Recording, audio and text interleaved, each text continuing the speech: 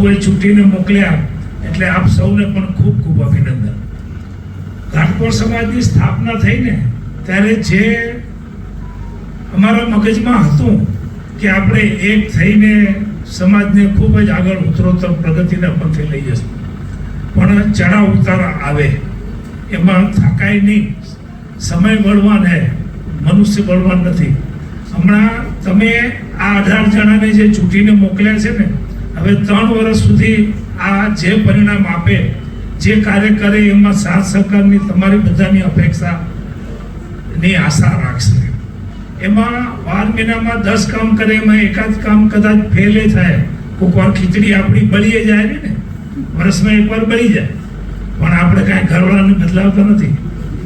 એટલે એવી જ રીતે આ કારોબારી કામ કરશે, એનાથી ભૂલ થશે. આપણે એ સહન કરી લેવાની, બીજી વાર ન થાય એવી ટકોર કરવાની. પણ આ 18 જણાને ખૂબ ટેકો આપજો. જ્યારે બોલાવે ત્યારે તન મન ધનથી જોડાશો.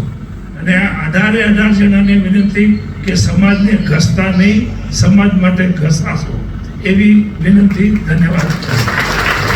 આ સમાજ છે ને, આપણે સમાજ, તમે કે અમે કે બધા એક જ. સમાજમાં આપણે આવીએ ને એટલે આપણે એમ સમજીએ કે આપણે એના માલિક બની જઈએ છીએ.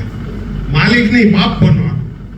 બાપ કોઈ દિવસ દીકરીને લે નહીં, માથે હાથ ફેરી કાંક આપે. એટલે આપણે જે સમાજમાં આવીએ ને એ આપણે દીકરીએ બાપ સમજી અને તમારે કામ કરવાનું. ધન્યવાદ.